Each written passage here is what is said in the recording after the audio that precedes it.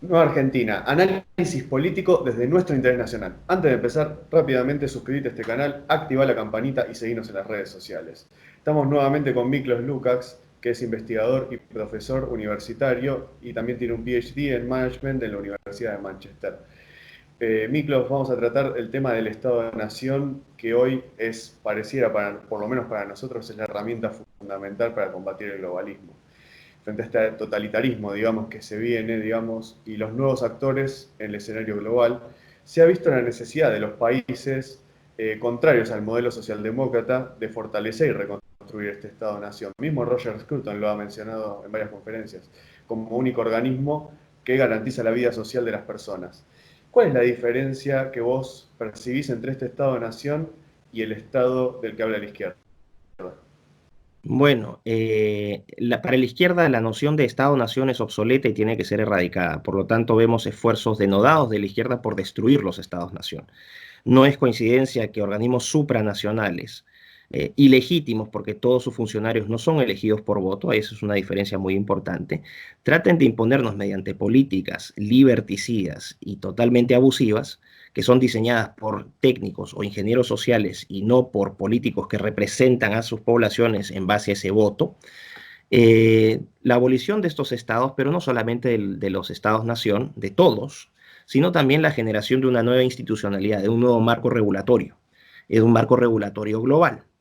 ¿Esto qué quiere decir? Se tratan de estandarizar las leyes porque es mucho más fácil gobernar un cuerpo homogéneo de leyes que gobernar diferentes estados que tengan diferentes arreglos institucionales. Por lo tanto, no solamente es la destrucción de las fronteras, sino también es la estandarización de los códigos legales, de los códigos políticos, de los códigos económicos.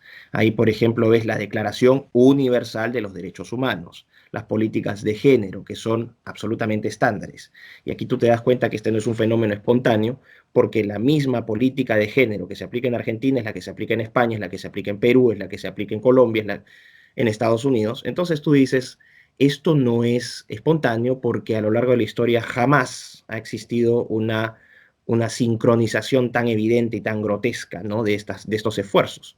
Lo que tú ves es que cada país tiene una historia, y esta historia que implica, la historia implica recorridos o trayectorias sociales y culturales, eventos que han definido las características específicas de esos territorios, que también están delimitados, no solo que se caracterizan por climas diferentes, paisajes diferentes, diferentes idiomas, diferentes comidas, diferente música. Es justamente esa la diversidad real que contienen los estados-nación y que curiosamente y de manera muy, ni siquiera diría hábil, porque no es una habilidad, es simplemente un abuso.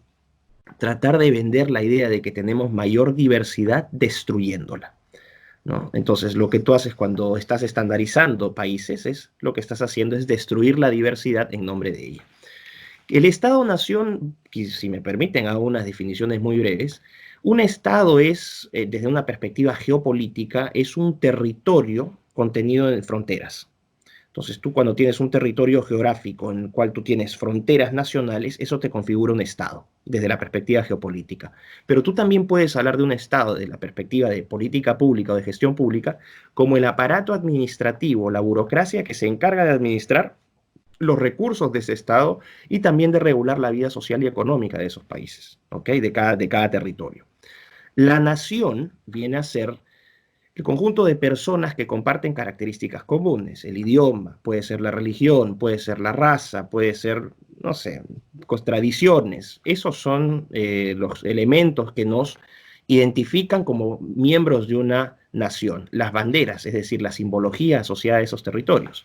Entonces, por ejemplo, en Argentina, yo pienso en Argentina, en el Estado Nacional argentino, y pienso en los argentinos que tienen una forma particular de hablar, siempre hablan con el yo, o sea, la doble L la yeyean, ¿no? O también que son muy buenos para el fútbol, que tienen unas pampas maravillosas, que tienen la cordillera de los Andes, que tienen La Plata, que tienen el barrio del Boca, Maradona, Messi, ¿no? La parrilla argentina, que siempre es tan conocida. Entonces, son elementos que cualquier persona de cualquier parte del mundo, conociendo a un argentino, va a decir, mira, este es un argentino. Y que los argentinos les hace sentir orgullosos. En el caso de Perú, hablo de los incas, Machu Picchu, nuestra selección de fútbol, que es más mala que la suya, pero igual nos da ciertas alegrías. Entonces, son cosas que nos hacen ser parte de esta nación y hablamos el mismo idioma.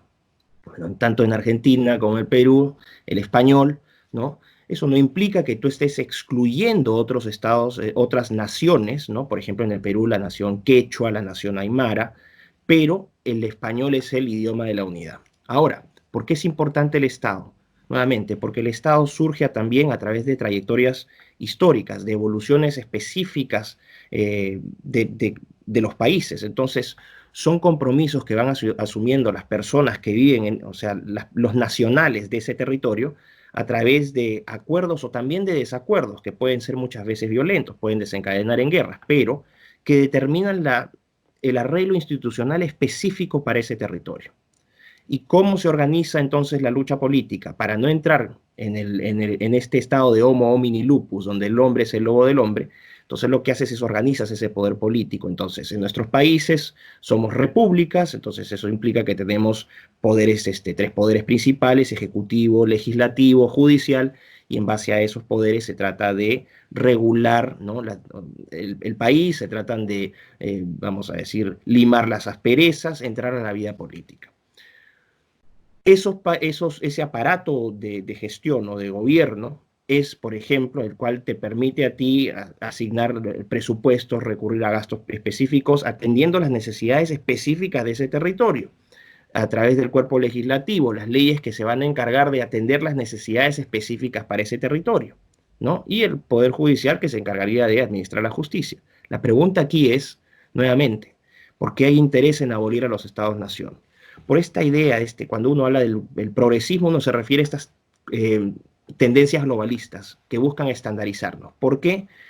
Y aquí entraríamos a lo que mencioné en una anterior entrega con ustedes, este plan de control total que se pretende establecer desde élites metacapitalistas, es decir, gente que no está en el radar, que tiene mucho poder político y económico y que gracias a sus recursos políticos y sobre todo económicos es capaz de privatizar el poder. Es decir, en otras palabras, comprar políticos, alquilar políticos y ponerlos en todas estas organizaciones multilaterales, también ponerlos en países. En el caso de Estados Unidos, el Partido Demócrata es el partido rentado del progresismo. En el caso de Europa, la Unión Europea es la burocracia encargada de avanzar los intereses de esta élite metacapitalista. Y lo que reciben a cambio es obviamente sueldos, viajes, promoción mediática. Pero si ustedes se fijan en esta gente tiene un perfil, cuando ustedes ven a los políticos en España, en Argentina, y esto tampoco es coincidencia, el perfil del político progre es siempre el mismo. Un cretino, un ignorante, gente absolutamente mediocre, ¿no? Que en una vida normal jamás hubiese logrado absolutamente nada. Pero necesitas tener a estos cretinos, a estos ineptos, que tengan la disposición de vender hasta su alma al diablo, es decir, faustianos totales, para tener algún tipo de reconocimiento, o sea, convertir a nadie en alguien. Y cuando tú conviertes a nadie en alguien, ese ex nadie va a hacer de todo para proteger esa posición. Por eso tú encuentras esta devoción, esta militancia por la imposición de estas políticas de género, de aborto, ¿no? Todas las políticas globalistas, el medio ambiente, el tema de la raza, que nuevamente no son individuales, no son aislados, sino que son agendas que se impulsan a nivel global. Entonces, por eso es necesario reventar al Estado. El Estado-nación es enemigo o es una limitación muy fuerte para la implementación de un gobierno que sea global. Esa es básicamente la respuesta que podría darles. Perfecto, Miklos, clarísimo. Eso es muy importante tener en cuenta porque justamente el Estado-Nación es lo que nos va a permitir dar esta lucha y también entendiendo, como muy bien dijiste, que tenemos una misión también nosotros desde lo personal para formarnos, para no ser justamente como aquellos mediocres que mencionás que son devenidos luego en los faustianos que se venden al mejor postor. Así que en eso estamos. Te agradecemos por este podcast y nos veremos en el siguiente. Muchísimas gracias. Chao, gente. Chao, nos vemos.